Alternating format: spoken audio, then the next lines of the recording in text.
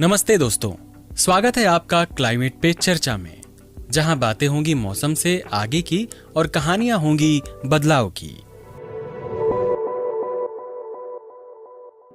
जरा सोचिए, गर्मी इतनी बढ़ गई है कि पंखा भी हाँफने लगे, बरसात इतनी लंबी कि छतरी भी थक जाए और बाढ़ ऐसी कि घर का रास्ता भी भूल जाए। ये सब मजाक नहीं है, हकीकत है। लेकिन दोस्तों, घबराने की जरूरत नहीं है, जुड़ने की बात है, क्योंकि बदलाव का असली जादू छिपा है हमारी युवा पीढ़ी के हाथों में।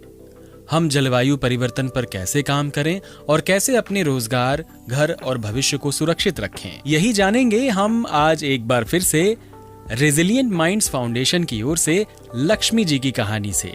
जैसा कि आप सभी को पता है कि लक्ष्मी जी को इसके पहले के एपिसोड्स में भी आप सुन चुके हैं। आज हम एक बार फिर से लक्ष्मी जी की कहानी जानेंगे। रेजिलिएंट माइंड्स फाउंडेशन एक युवा नेतृत्व वाली संस्था है जिसकी शुरुआत बिहार के ग्रामीण इलाकों से हुई है। इनका उद्देश्य भावनात्मक रूप से मजबूत और जलवायु अनुकूल युवा समुदायों का निर्माण करना है। रेजिलिएंट माइंड्स विशेष रूप से वर्तमान जलवायु परिवर्तन के संदर्भ में अदृश्य संकट जैसे मानसिक स्वास्थ्य पर पड़ने वाले अप्रत्यक्ष प्रभाव और समुदायों में बढ़ती असुरक्षा को संबोधित करने के लिए काम कर रहे हैं। इनका मिशन है स्वास्थ्य, शिक्षा और आजीविका जैसे रोजमर्रा के जीवन में युवाओं और समुदायों को पर्यावरण के प्रति अनुकूल विकल्प अपनाने को प्रोत्साहित करना, ताकि हमारी अगली पीढ़ी बदलती जलवायु में सफल और सुरक्षित रह सके। लक्ष्मी जी, एक बार बहुत बहुत स्वागत है एक बार फिर से आपका हमारे इस खास एपिसोड में। और आपको पता ही है हमारा कार्यक्रम है क्लाइमेट पे चर्चा। पिछले एपिसोड में भी आपने बहुत सारी बातें बताई थी और हमारे नए श्रोताओं के लिए भी आज हम लोग बहुत कुछ आपसे जानेंगे। तो जो हमें पहली बार आज एपिसोड में आपको सुनेंगे, उनके लिए आप अपने बारे में थोड़ा सा बता दें, फिर हम लोग बातों को आगे लेकर जाएंगे। धन्यवाद अभिषेक जी। मेरा नाम लक्ष्मी है और मैं रेजिलिएंट माइंड्स फाउंडेशन की संस्थापक हूँ। और हम लोग बिहार में मुख्य रूप से पर्यावरण संरक्षण और जलवायु समुत्थान पे काम करते हैं, जिसमें हमारा मुख्य जो हैं हमारे साथ में जो जुड़े हुए हमारी जो कम्युनिटीज हैं वो हमारी हैं महिलाएं और यूथ, जिसमें हम लोग महिलाएं और जो युवा वर्ग के जो लोग हैं उनके साथ में जुड़ करके हम लोग जलवायु परिवर्तन और इन सब मुद्दों पे हम लोग काम करते हैं। जी। लक्ष्मी जी, जैसे आपने बताया कि आपकी टीम और आप लोग मिलके जलवायु परिवर्तन को लेकर के महिलाओं के साथ और युवाओं के साथ काम करते हैं। तो आप जैसे बिहार में कई जगहों पे आपने ट्रैवल किया होगा और आपने क्लाइमेट यानी कि जलवायु परिवर्तन का प्रभाव भी देखा होगा। तो यहाँ पे हम जानना चाहेंगे कि महिलाओं को लेकर किस तरीके का, मतलब औरतों के ऊपर क्या प्रभाव देखा है? जी, ऐसे तो बोलचाल की भाषा में हम लोग सब जानते हैं कि जो पर्यावरण है या जो क्लाइमेट है उसका जो असर है, चाहे वो किसी भी तरीके से आप देखिए, बाढ़ है या सूखा है, तो वो अलग अलग जगहों पे और अलग अलग समुदायों पे अलग तरीके से प्रभाव डालता है। ये हमने पिछली बार भी शायद चर्चा की थी जी। और शायद यही कारण है कि हम जो सबसे ज्यादा महिलाओं पे फोकस करते हैं, क्योंकि महिलाएं जो है वो अलग तरीके से प्रभावित होती हैं, चाहे वो एक प्राकृतिक आपदा हो या मतलब एक बनाई हुई या इंसानी जो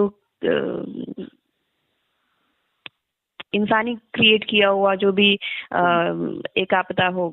तो उसमें मैंने जो देखा है, मैंने बिहार में कई साल काम किए हैं, तो मैंने दूर दूर के गांव में भी देखा है और अर्बन जो शहर के जो इलाके होते हैं, जो स्लम्स होते हैं, उन जगहों पे भी मैंने काफी जगह पे देखा है। और सिर्फ बिहार नहीं, मतलब और भी दूसरे राज्यों में भी मैंने देखा है। राजस्थान को मैंने बहुत नजदीक से देखा है, उत्तर प्रदेश में भी मैंने बहुत सारे ऐसे स्लम एरियाज हैं जहाँ पे जो महिलाओं की जो स्थिति है, खास करके एक पर्यावरण की दृष्टिकोण से जो उन पे प्रभाव पड़ता है वो बहुत अलग होता है। क्योंकि एक तो बात होती है कि हम जो चीजें मुख्य रूप से देख रहे होते हैं वहां पे एक अलग सिचुएशन होती है, एक अलग सिनेरियो होती है, और एक जगह जहाँ पे हम दूर से देख रहे होते हैं किसी चीज को। जैसे हम अभी बात करें तो हम अगर पटना में है तो हम सोच भी नहीं सकते कि जहाँ बाढ़ आती है वहां पे महिलाओं की स्थिति क्या होती है ना। वो तब तक नहीं पता चलेगा जब तक हम जा करके वहां पे नहीं देखेंगे। तो मैंने काफी जगहों पे देखा है मैंने, और नजदीक से ये चीज मैंने समझा है कि महिलाएं जो हैं वो जब किसी भी प्राकृतिक या इंसानी जो प्रारूपी जो भी आपदाएं हैं उसका महिलाओं पे इसलिए ज्यादा असर पड़ता है क्योंकि वो एक तो बिल्कुल हमारे समाज में महिलाओं को अगर हम बोलें तो एक दूसरा जाति की मतलब वो दी हुई है कि वो कहीं ना कहीं एक जो मेल समुदाय है, जो हमारे जो पितृसत्ता में जैसे हम बताते हैं कि महिलाओं की जो जगह है वो कहीं ना कहीं दूसरी है। तो उस वजह से भी बहुत जगहों पे आप देखेंगे कि कहीं अगर इस तरीके की आपदाएं होती हैं तो महिलाओं को सबसे आगे कर दिया जाता है ना। तो आप बस इमेजिन कीजिए कि जहाँ पे अगर एक स्लम एरिया है वहाँ पे अगर अचानक से बाढ़ आ गई हो, वहाँ की एक महिला वो कैसे अपने बच्चों को संभाल रही है हर एक मिनट, जिसके 2-3 बच्चे हैं वो कैसे हर मिनट अपने बच्चे को संभाल रही है, वो कैसे खाना पानी के लिए वो पानी का जुगाड़ कहाँ से कर रही है, या कपड़े कैसे धो रही है, क्योंकि ये सारी चीजें सारे काम जो है वो महिलाओं को समर्पित है। तो इसमें क्या है कि एक जो आदमी है, जो एक मेल मेंबर है, वो थोड़ा सा आराम महसूस करता है, क्योंकि प्रॉब्लम जो समस्या है वो दोनों के लिए बराबर हो सकती है, लेकिन हमारे समाज में ये समस्याएं जो हैं वो दोनों के लिए अलग अलग कर दी जाती है, क्योंकि यहीं पे हमारा जो रोल है वो बता दिया जाता है कि आप महिलाएं हैं तो भाई आपका ये रिस्पॉन्सिबिलिटी है, आपकी ये जिम्मेदारियां हैं। तो वो महिलाएं वो शुरू से वो करती आ रही हैं, तो उनको पता है कि हाँ ये चीज मेरा ही काम है। तो इस तरीके से उन्हें पता भी नहीं चलता है कि हाँ ये जो चीजें हैं वो उसे किस तरीके से अफेक्ट कर रही हैं, उसे किस तरीके से ज्यादा प्रभावित कर रही हैं। आप सोचिए कि अगर जैसे मैं कई जगहों पे मैंने देखा है जहाँ पानी नहीं है, बहुत सारे इलाके हैं, गया के बहुत सारे ऐसे गांव हैं दूर दूर के जहाँ मैं गई हूँ, वहाँ पानी नहीं है, और वहाँ की लड़कियों को जब हम लोग क्लॉथ पैड के बारे में जब बता रहे हैं, जब उन्हें बता रहे हैं कि आप कैसे जो सैनिटरी वेस्ट है, जो आपका मेंस्ट्रुअल हेल्थ है, उसको कैसे आपको ठीक करना है, तो वो सबसे पहले सवाल करती हैं कि हम पानी कहाँ से लेके आएंगे, है ना। तो ये एक समस्या है कि वो महिला पहले तो हमसे सवाल करेगी कि हम ये चीज कर तो ले, लेकिन इसके लिए ये मुझे कहाँ से मिलेगा, क्योंकि मुझे तो जाना पड़ेगा कहीं दूर वो पानी लाने के लिए। तो वो पानी में जो उतनी दूर चल के लेके आऊंगी, चाहे कैसे भी लेके आऊं, तो वो मैं पीने के लिए यूज करूं या कपड़े धोने के लिए यूज करूं, या वो सैनिटरी पैड जो क्लॉथ पैड है उसको धोने के लिए यूज करूं। तो ये सब चीजों की वजह से वो सैनिटरी पैड यूज करना ज्यादा आसान समझती हैं, क्योंकि उन्हें उसको ज्यादा झंझट नहीं होगी उसको धोने सुखाने की।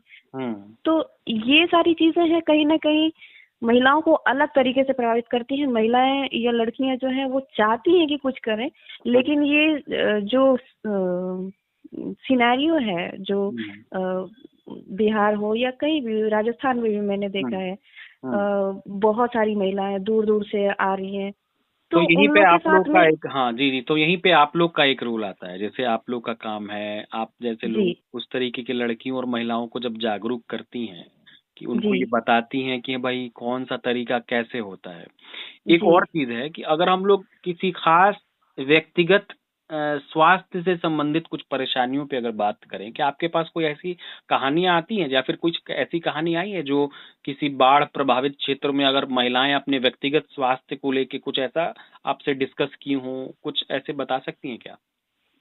जी बिल्कुल। मैं बता सकती हूँ। मुझे याद है जी।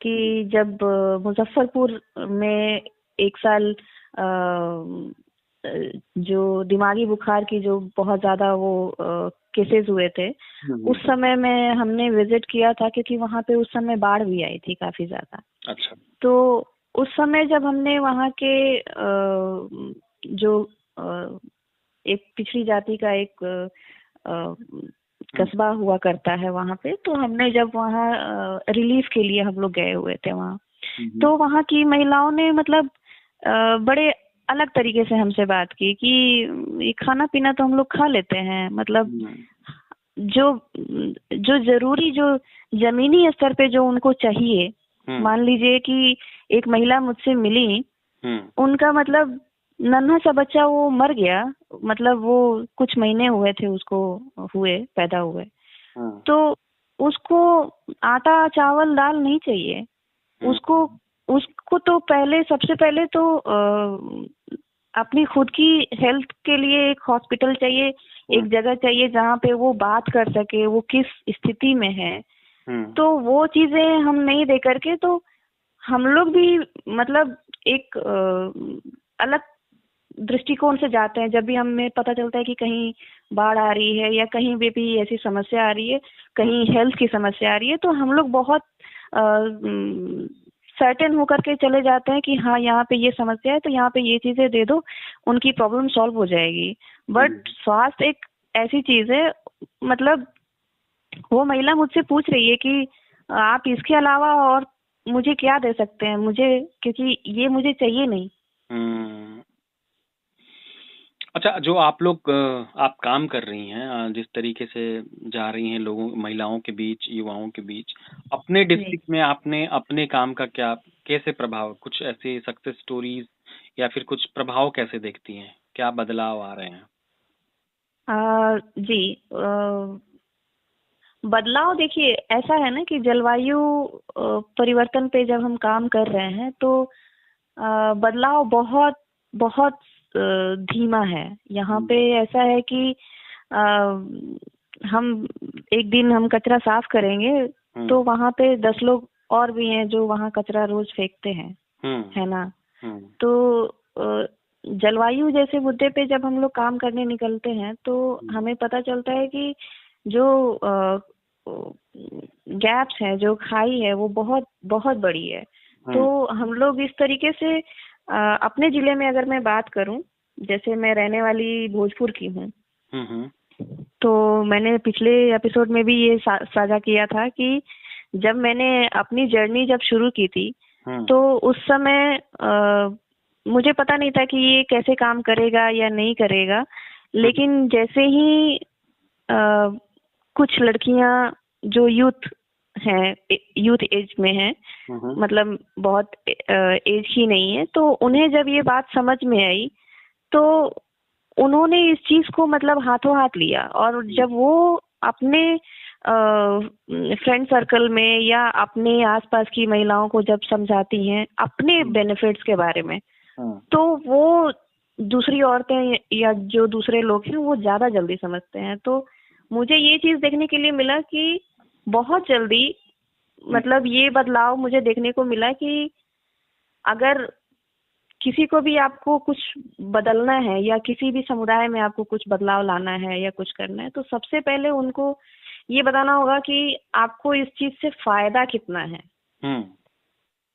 क्योंकि यही एक मेन मोटिव होता है, एक पंच होता है कि आप वहाँ पे लोगों को ये समझाएंगे तभी लोग वो चीजें जल्दी अडेप्ट करते हैं। यहाँ पे ऐसा है कि जब तक लोगों को अपना फायदा दिखेगा नहीं, तब तक वो वो कुछ करेंगे नहीं। तो ये चीज मुझे बहुत जल्दी समझ में आ गई, और शायद यही वजह है कि अपने जिले में ही मतलब साल भर के अंदर 10 लगभग 10 लड़कियां जो हैं और महिलाएं मिल के मतलब एक पूरा उस चीज को समझते हुए वो दूसरे लोगों को वो ट्रांसफर कर रही है। तो ये मैंने कभी सोचा नहीं था कि साल भर के अंदर ये चीजें हो सकती हैं। बहुत खूब, बहुत बढ़िया। एक और चीज बताइए, जैसे कि अभी तो हम लोगों ने हेल्थ की बातें कर ली, अब महिलाएं और जो भी घरेलू गृहिणियां हैं जो घर संभालती हैं, माताएं बहनें, वो अपने घर पे रह के क्या कुछ ऐसा कर सकती हैं जो थोड़ा बहुत मतलब उनका भी योगदान क्लाइमेट चेंज या फिर पर्यावरण को लेके सकारात्मक हो सकता है, जैसे कि घरों में कुछ सब्जी वब्जी उगाना, किचन गार्डन, इस तरीके का क्या सुझाव देना चाहेंगी? जी बिल्कुल अभिषेक जी, मैं उसी चीज पे बोलना चाहूंगी। जैसे हमारा फोकस यही है कि हम लोग समुदाय की बात बाद में करेंगे, हम लोग पहले एक घर से शुरुआत करेंगे, चाहे वो हमारा खुद का ही घर क्यों ना हो। तो मेरे लिए सुझाव कहें या एक रिक्वेस्ट कहें, हम लोग यही कर सकते हैं कि जो महिलाएं हैं वो किचन गार्डन तो बहुत बाद की चीज है, बहुत सारी चीजें होती हैं कि वो इस चीज को सबसे पहले तो समझें कि जो हम वेस्ट जो है वो वेस्ट नहीं है। बहुत सारी बड़ी बड़ी जो मल्टी सेक्टोरल जो कंपनीज हैं वो उसी कचरे से करोड़ों रुपए कमा रही हैं, अरबों रुपए कमा रही हैं। तो जो हमारी घर की जो औरतें हैं तो वो इस चीज को बहुत गंभीरता से अगर समझ सकती हैं, वो इस चीज के लिए काफी बड़े लेवल पे एक बदलाव शुरू हो सकता है। जैसे हम लोग गया में भी कर रहे हैं कि गृहिणियां जो हैं वो अपने घर में अपने जो किचन का जो वेस्ट है उसको सबसे पहले उस कचरे को अलग करना सीखना, सबसे बड़ा बदलाव यहीं से शुरू हो सकता है।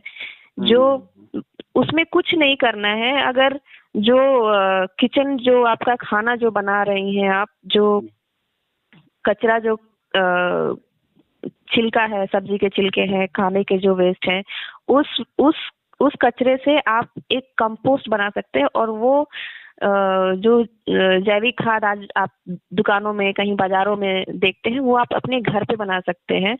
तो अगर आप कुछ भी नहीं कर रहे हैं तो भी अगर आपने सिर्फ वो जो कचरा है, आपने प्लास्टिक का कचरा और खाने का कचरा, अगर ये चीजें आपने अगर अपने घर से अगर अलग करना शुरू कर दिया है तो सबसे बड़ा बदलाव यहीं से शुरू हो सकता है। काफी ज्यादा मात्रा में जो वेस्ट है, जो एक दूसरे के साथ मिलने की वजह से वो लैंडफिल में चला जाता है, जो खुले में जो बदबू देता है, जिसकी वजह से काफी सारी बीमारियां फैलती हैं। तो ये छोटी सी शुरुआत अगर हर महिला अपने घर से शुरू करे कि अपने कचरे को सिर्फ अलग करना सीखे और उसको अलग करना शुरू करे एक मतलब डे 1 से, तो बहुत बड़ी चेंज मतलब वो उस दिन से शुरू हो सकती है। बहुत बढ़िया, बहुत अच्छी जानकारियां और अच्छी सलाह आपने दिया है हमारे श्रोताओं को। अब एक आखिरी सवाल आज के एपिसोड के लिए जाते जाते, एक तो जैसे कि मान लीजिए अभी बहुत सारी महिलाएं छात्राएं आपको सुन रही होंगी, वो चाहती होंगी आपसे कुछ पर्सनली पूछना, तो आपसे कैसे जुड़ सकती हैं, इसका कोई रास्ता बता दीजिए।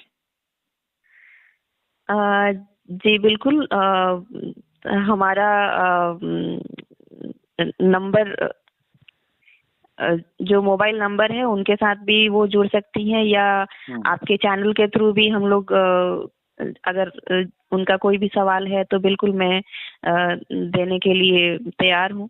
जी जी जी जी, हम तो हमारा नंबर जो है वो हमारे श्रोताओं को हम लोग हमेशा देते हैं अपने एपिसोड के अंत में। और ऐसे आप सोशल मीडिया पे भी अगर मौजूद हैं तो जैसे आपकी संस्था अगर सोशल मीडिया पे मौजूद है जी तो... बिल्कुल, हम लोग फेसबुक पे भी हैं और हमारा वेबसाइट नहीं है, बट हम लोग लिंक्डइन एक सोशल प्रोफाइल होती है, उस पे भी हम लोग अवेलेबल हैं। अगर कोई सवाल पूछना चाहे तो उस पे डायरेक्ट हमें मैसेज कर सकता है, या व्हाट्सएप पे भी वो हमें मैसेज करके पूछ सकते हैं। कोई भी समस्या है, अगर कोई महिला या कोई लड़की कोई भी तरह की अगर मानसिक स्थिति से अगर जूझ रही हैं, या किसी भी तरीके की सवाल है मन में जो वो चाहती है कि जलवायु परिवर्तन के लिए वो कुछ करना चाहती हैं, लेकिन समझ नहीं आ रहा है कि क्या करें, तो उसके लिए वो बिल्कुल हमें मैसेज कर सकती हैं या कॉल कर सकती हैं। जी बिल्कुल। चलिए, धन्यवाद लक्ष्मी जी। और मैं सभी श्रोताओं को ये कहूंगा कि आप सीधे मैसेज कर सकते हैं रेडियो मयूर के स्टूडियो में। 9102472908 हमारा नंबर है, और कभी भी आप हमें मैसेज या कॉल करें, हम लोग आपको कनेक्ट करा सकते हैं लक्ष्मी जी से। तो आज के एपिसोड में आपने इतनी सारी बातें बताई, और उम्मीद है हमारे सभी श्रोताओं को आपके बारे में, आपके काम के बारे में बहुत कुछ जानकारी मिल रही होगी, और सबको पसंद भी आया होगा। आज के एपिसोड में अपना समय देने के लिए लक्ष्मी जी आपको बहुत बहुत धन्यवाद।